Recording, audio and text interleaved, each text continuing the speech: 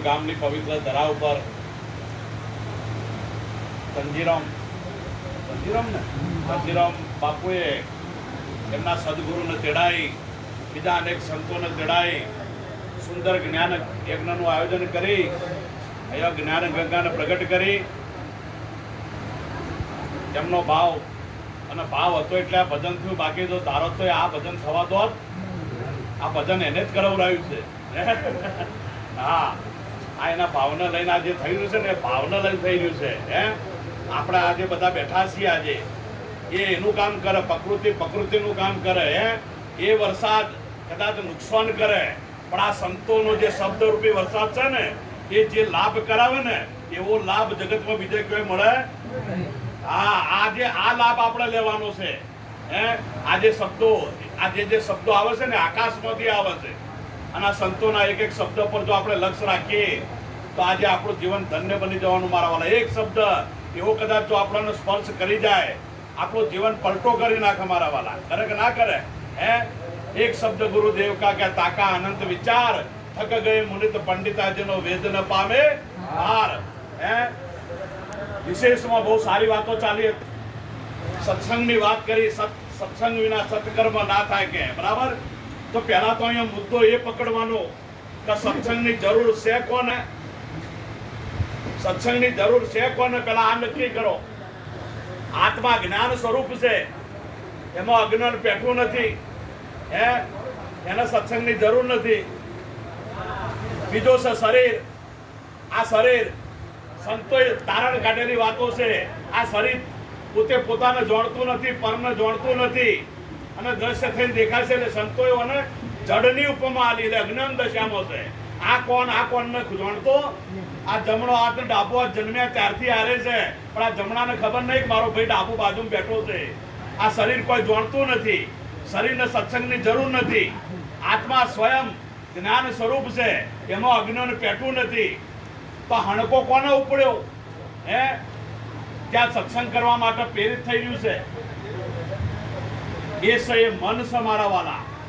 અને આ મન ત્રણ કાળમાં હતું નહીં, પણ એક શરીર અને બીજો આત્મા, આ બેનો તાદાત્મા સંબંધ થવાથી વચ્ચે મન ઊભું થયું. કેવી રીતે? એક છે બલ્બ અને બીજો છે કરંટ. આ બેનો તાદાત્મા સંબંધ થવાથી ત્રીજો પ્રકાશ આવ્યો. આવ્યો કે ના આવ્યો? જો બે હાથ ભેગા થયા, ત્રીજો અવાજ આવ્યો. હતો નહીં. એમ એક શરીર અને બીજો આત્મા, આ બેનો તાદાત્મા સંબંધ થવાથી વચ્ચે મન ઊભું થયું. હતું નહીં. હવે આ મન પરમાત્મામાંથી ઊભું થઈ અને પરમાત્માને ભૂલી ગયું છે. અને આ સત્સંગની જરૂર કોને છે? મનને છે મારા વાલા. કારણ કે આદિ વ્યાધિ ઉપાધિ ત્રિવેદીનો તાપ લાગુ કોને પડ્યો છે? મનને લાગુ પડ્યો છે મારા વાલા. અને ગુરુ મહારાજ આ મનને જ સમજાવે છે. અત્યાર સુધી જેટલી વાણીઓ બની છે, એ બધી વાણીઓ મનને ઠપકો આલતી વાણીઓ બની છે મારા વાલા. કારણ કે મનને સમજાવવાનું છે અને મનને ધોવા માટેનો એક જ સાબુ છે, અને એ સાબુ છે સત્સંગ. સત્સંગ રે હે વિનાનું મન સમજે નહીં, ગુરુ ગતિ કેમ કરી ઓળખાય, આપમાં એ વસે છે આપણો આત્મા, એમ કહેવાથી જડપણું ન જાય. સત્સંગ રે હે વિનાનું મન સમજે નહીં. આ મનને સમજાવવા માટે સત્સંગની જરૂર છે. અને આ સંતો મનને સમજાવાયા છે. અને નિરોત મહારાજે આખા બોધની અંદર એમની વાણી દ્વારા મનને ઠપકો આપ્યો છે કે મન સમજાવે તે નર ખોટા, કે સ્થિરતા પદમાં ધર્યા. મન કી યાદ લખાવે સદગુરુ, મન કી યાદ લખાવે. આ મન ભૂલું પડ્યું છે, પોતાને વિસ્મરણ થયું છે. અને ગુરુ મહારાજ આ મનનું સ્મરણ કરાવે છે કે તું અને પરમાત્મા બે નથી. આ મન પોતાને અલગ સમજે છે, ભગવાન જુદો અને હું જુદો. જ્યારે સદગુરુ મળી જાય ને, તારે આ મન અને પરમાત્માને એક કરાવી દે. અને એક એવું કરાવે જેમ નદીની દોડકે હોય, સાગર હોમી હોય. હવે નદી દોડતી દોડતી જઈને સાગરને મળી જાય, અને એકવાર સાગરમાં પડી ગઈ, પછી નદીને છૂટી પડવી પડીએ કે ખરી? હે અને કદાચ એ નદી એની જાતે છૂટી ના પડી કે સાગર પણ નદીને છૂટી પાડી શકે નહીં. એ નદી શું થઈ જાય? સાગર સ્વરૂપ થઈ જાય. એમ એકવાર મન પરમાત્મામાં ભળી જાય ને પછી પરમાત્મા સ્વરૂપ થઈ જાય. એને અમન કીધું છે, શાંત થઈ જાય. પછી ત્યાં કૂદકા મારી દીધું છે ને તો વાય જવું તો ભગવાન મળે, વાય જવું તો ભગવાન મળે, હે આ કરું તો ભગવાન મળે, જપ કરું તો ભગવાન મળે, તીર્થ કરું તો ભગવાન મળે, ધ્યાન કરું તો ભગવાન મળે, હે શું કરવાથી ભગવાન મળે? જ્યાં કૂદકા મારતું હતું ને એકવાર સદગુણના શરણે જતો રહે ને આ મન સ્થિર થઈ જાય. પછી એને કોઈ કરવાનું રહે? આ ને કોઈ કરવાથી હાથમાં આવવાનું છે?